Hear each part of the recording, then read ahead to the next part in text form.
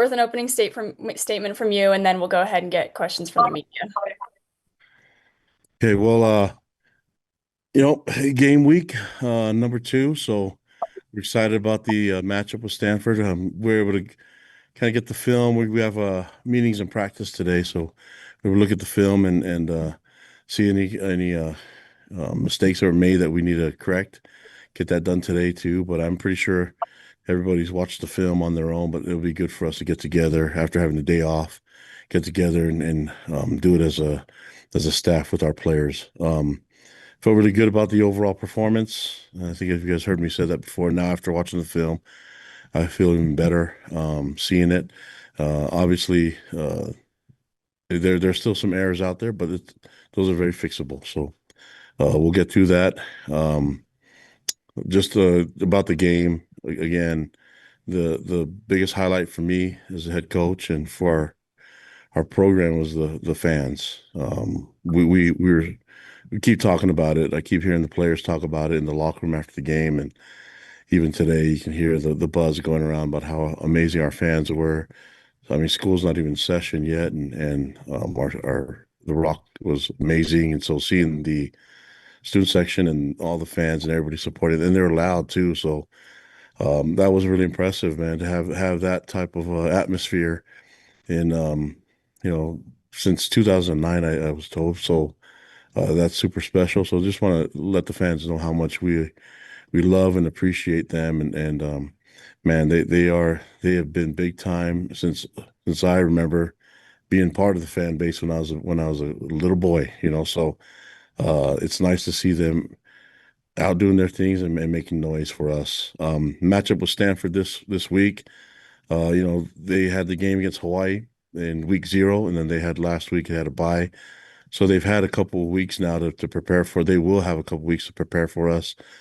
And then, us not having, I think the benefit I've said before is that we have all our staff, our coaches back for another year. The negative part of that is that everything you saw in film from last year are the same guys that are calling the shots right now, so on offense, defense, and special teams. So they have a lot of film to look at and can kind of, have been prepping for while we were getting ready for our first game. They've been prepping for us. So uh, they have a really good system. I mean, obviously Frank Reich's leading the way as head coach, and you look at the staff; they have a really good coaching staff, good talent on their team, and yeah, I mean, all you have to do is look at the guys that we got from there. I mean, we got Bear and Tiger, and they came from there. I think they were put in a really difficult situation as a program, and I think Andrew Luck and Frank Reich are doing everything they can to make it right and making sure that they can do what they can for the outgoing seniors and get that program going. So we know we're going to get their best shot. I say it every week. We just need to make sure that we give them our best shot too. But we have a lot of respect and we know that they're in difficult situations, so we know that they're going to come ready to roll. We're looking forward to being at home again, and this time later kickoff, so kind of what we're used to. So it's going to be nice and dark by the time we take the field. It's going to be a lot of fun.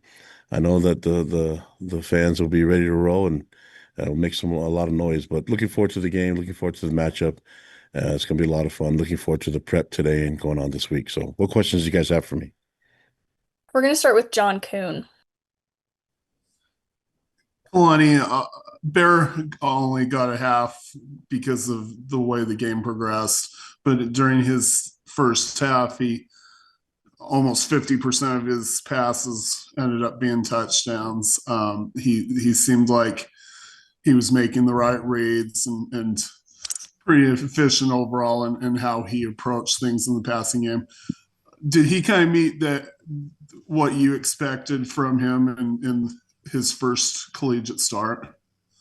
Yeah, I think so. I mean, I was really pleased with the way he took the field, and obviously it was a little bit of a slow start that we wanted to convert and everything, but we had to punt, on the first drive. That's okay.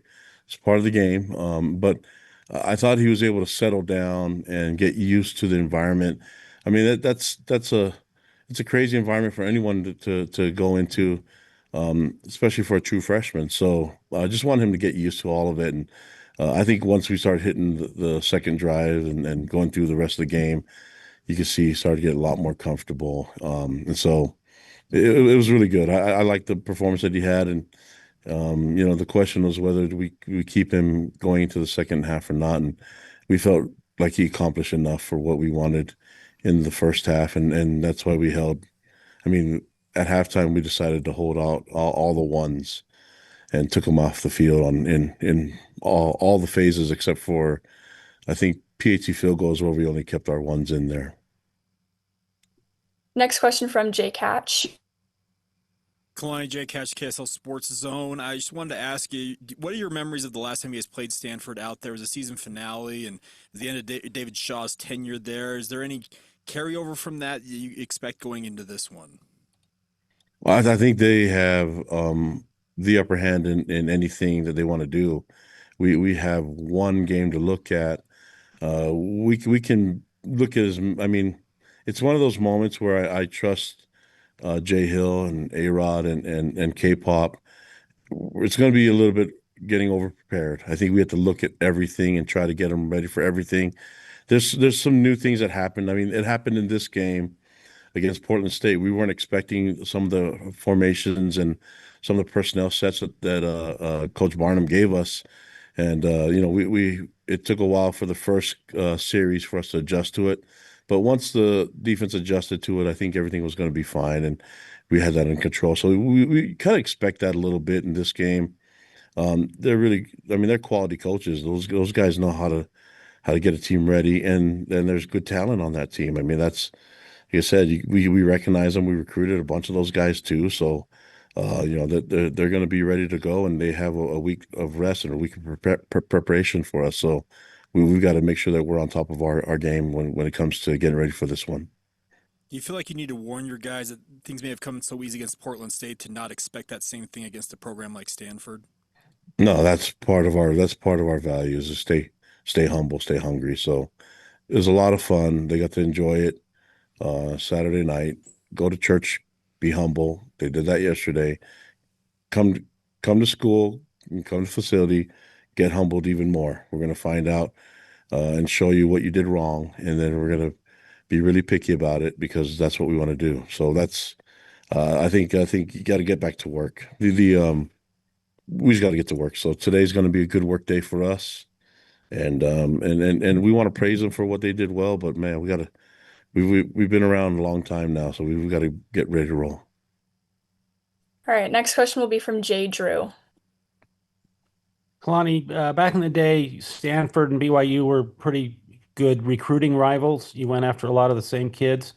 Is that still kind of the same, or with their kind of in a different conference now and what's happened to them, has that changed much at all, or do you still recruit the same type of kids?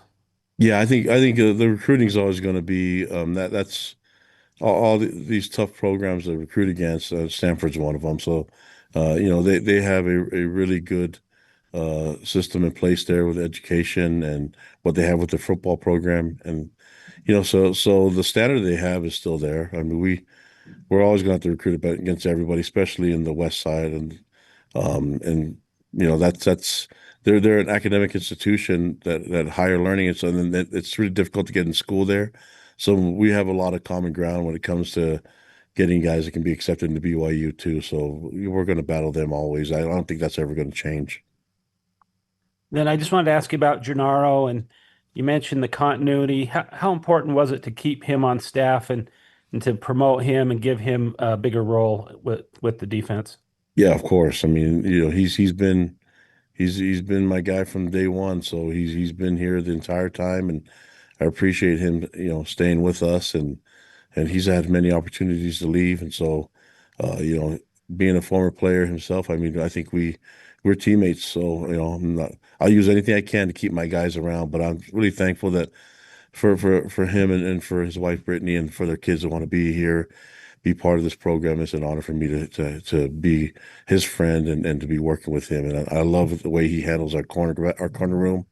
Also, the way he helps our defense and schemes. I mean, he and Jay have a great connection. I think you're seeing the fruits of all their labor, man.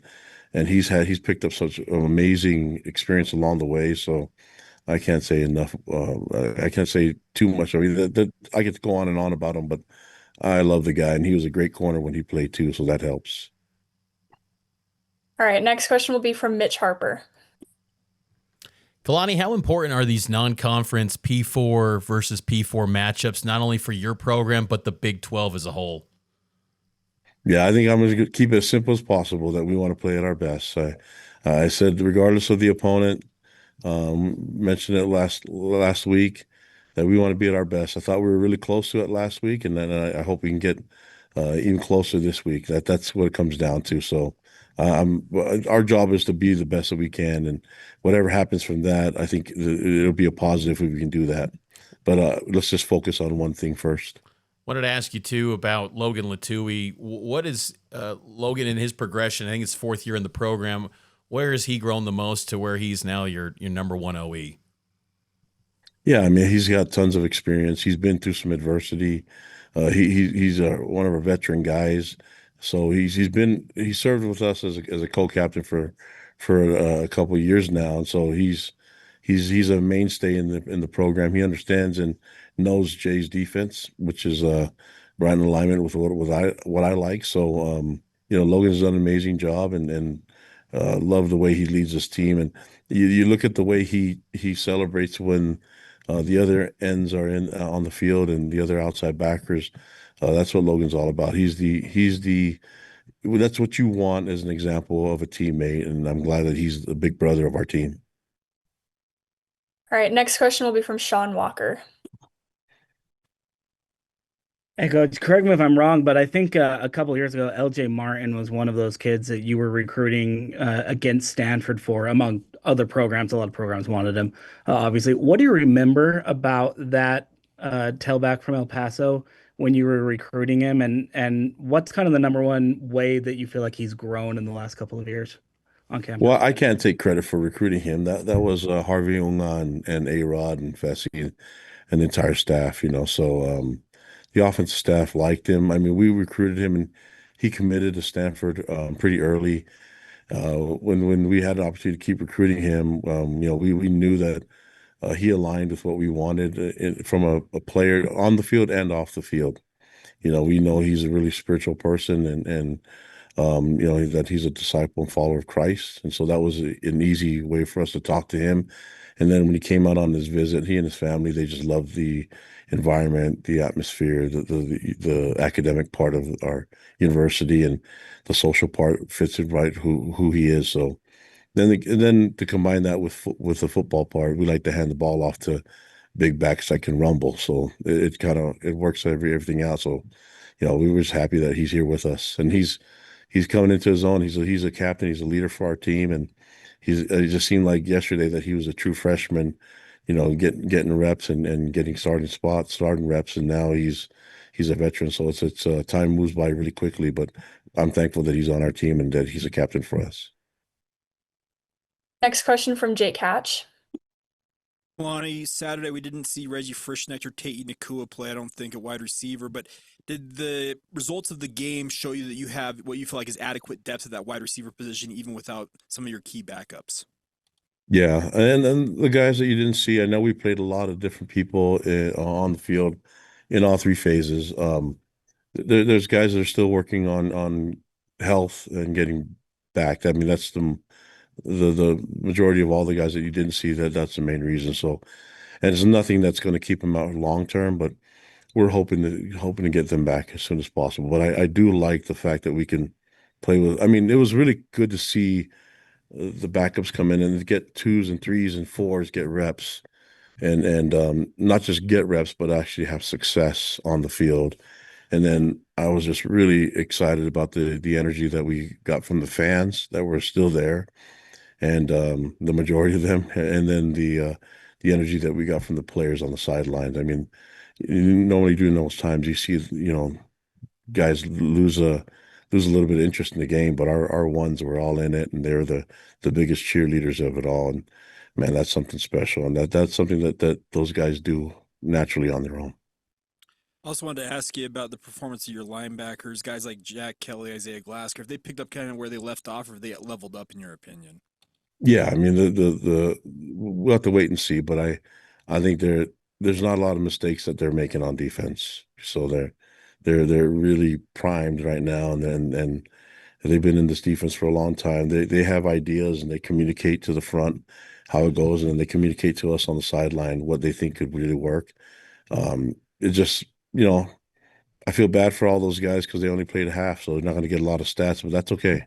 I don't think these guys care about stats as much as they care about seeing their teammates get out there and have success and play at a high level. I mean, I think the ones gave up, what did they give up, Kenny, Brett, yard wise, like 44 yards. Yeah, so the ones gave up 44 yards and the twos, threes, and fours only gave up 7 on defense. So that's a good sign. All right, our last question will be from Mitch Harper. Kalani, in the past, in these sort of weeks, you always kind of, before a bye week, you frame it as empty the tank type game. Is that the same mentality in a early season game before a bye? Yeah, I mean, we know that the bye's coming up, so we know what we can push ourselves to. Everything's everything's deliberate. So as we work towards that, we have a plan for today, a plan for tomorrow, and a plan leading up to the game on Saturday. I think the more important thing is how do we respond and what do we do on Monday following the game. So, but until that comes, I'm not going to worry about that. I think we've got to trust the process that we worked with. We've been in this situation. I mean, we've planned this since January and February. So I think we're in a really good spot. We even planned how we were going to do this first game, and I thought the guys looked really good in the first game. I mean, for what we saw, the ones in the first half and then the reserves in the second half, it was nice to see the guys moving around. I thought all the work that and the prep that we went into this physically worked out.